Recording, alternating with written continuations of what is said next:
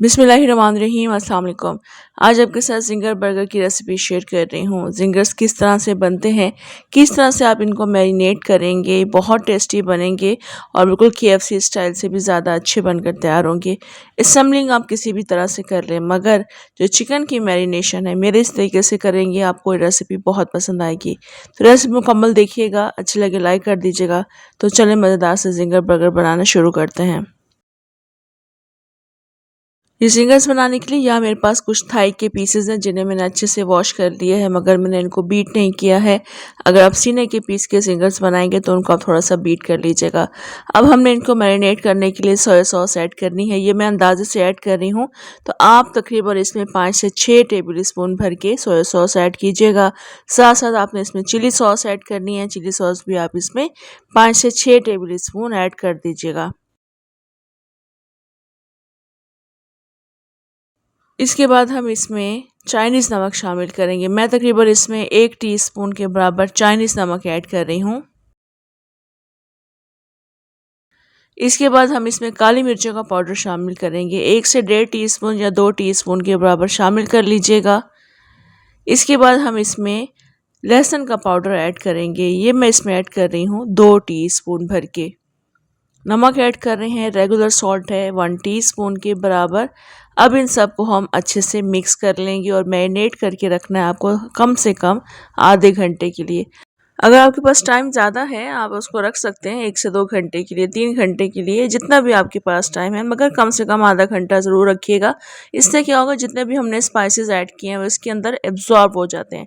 जितने भी आप बड़ी बड़ी शॉप्स पर जाकर जिंगर्स खाते हैं वो इसी तरह से बनाए जाते हैं, पहले मैरिनेट करके रखे जाते हैं ताकि अंदर तक चिकन में इसका जायका आना शुरू हो जाए। तो मिक्स कर लिया मैंने चिकन को अच्छे से। आधे घंटे का मैं रेस्ट दूंगी और आधे घंटे के बाद आप देख सकते हैं यहाँ पर थोड़ा बहुत पानी चिकन ने रिलीज़ किया है और इसको हम दोबारा से अच्छे तरीके से मिक्स करेंगे और इसके अंदर हम मैदा शामिल करेंगे। मैदा हम इसलिए यहाँ पर शामिल करते हैं क्योंकि जो मसाले हमने इस चिकन में ऐड किए हैं वो उसके ऊपर अच्छी तरह से चिपक जाएं। आप पहले से मैदा ऐड करके इसको कवर करके मत रखिएगा, रेस्ट मत दीजिएगा, वरना मैदा पतला हो जाएगा, वो सही से इसके क्रम्स नहीं बनेंगे। तो 3 से 4 टेबल स्पून हम इसमें मैदा ऐड करने के बाद इसको अच्छे तरीके से मिक्स कर लेंगे।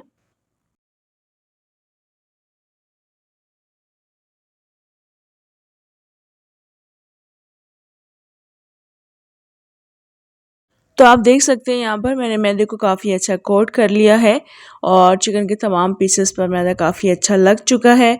बस अभी हमने इसको ड्राई मैदे में ऐड करना है। तो यहाँ पर हमने खुश्क मैदा ले लिया है और हमने थोड़ी सी ज़्यादा क्वांटिटी में लिया है क्योंकि हमने इसमें चिकन के पीसेस ऐड करने हैं। अच्छे से हम इसको प्रेस कर लेंगे क्योंकि अच्छे से इसमें क्रम्स बनना शुरू हो जाते हैं।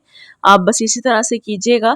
वो तरीका आप छोड़ दीजिएगा जिसमें आप पानी में डिप करते हैं और उसके बाद आप इसमें खुश्क मैदा लगाते हैं। तो इससे क्या होता है, आपको पानी में डिप करने की ज़रूरत नहीं पड़ेगी। आप पहले चिकन को मैरिनेट करके रखें, चिकन अपना पानी रिलीज़ कर लेगी, उसके बाद आप इसमें ड्राई मैदा ऐड करने के बाद जब चिकन अच्छे से वेट हो जाएगी तो उसके बाद आप इस तरह से मैदा लगाकर अच्छे से क्रम्स बना सकते हैं। तो देखिए मैं हाथों से इसको इस तरह से प्रेस भी कर रही हूँ और आप देख सकते हैं यहाँ पर इसमें काफ़ी अच्छे क्रम्स बन चुके हैं। बस एक एक करके कि मैं इनको फैलाती हुई रखती चली जाऊँगी प्लेट में। और ख़्याल रखिएगा जब ये आप चिकन रेडी कर लें, तमाम के ऊपर कोट कर लें मैदा, तो आपने इनको अलग अलग रखना है, पीसेस के ऊपर पीसेस नहीं रखने हैं, वरना फिर दोबारा से ये पतला हो जाएगा क्योंकि चिकन अपना पानी दोबारा से छोड़ना शुरू कर देती है। तो देखें दूसरा पीस भी मैंने रेडी कर लिया है। क्रम्स आप देख सकते हैं काफ़ी अच्छे बन गए हैं और इसी तरह से मैंने तमाम चिकन के पीसेस रेडी कर लिए हैं, कोई भी मैंने एक दूसरे के ऊपर नहीं रखा है। तो बस अभी हमने तेल गरम करना है और इनको हम डीप फ्राई करेंगे। तेल का टेम्परेचर आपने थोड़ा सा कम रखना है क्योंकि हमने चिकन के पीसेस अंदर तक कुक करने हैं।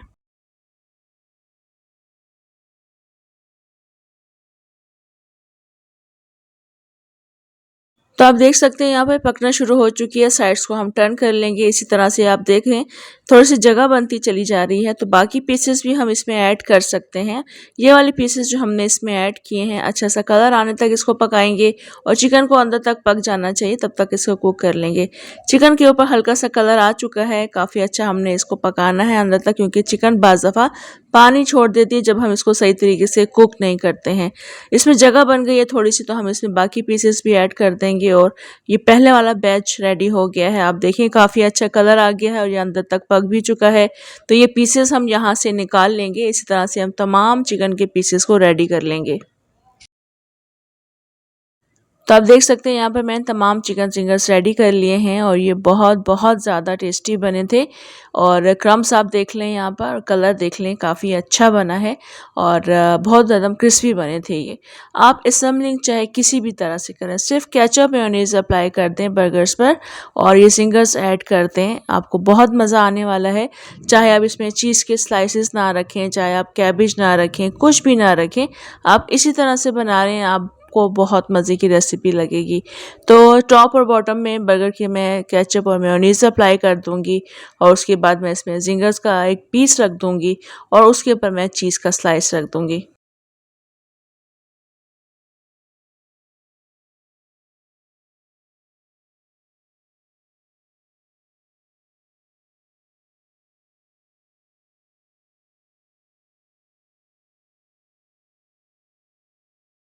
Super tasty, super yummy and super amazing recipe है ये।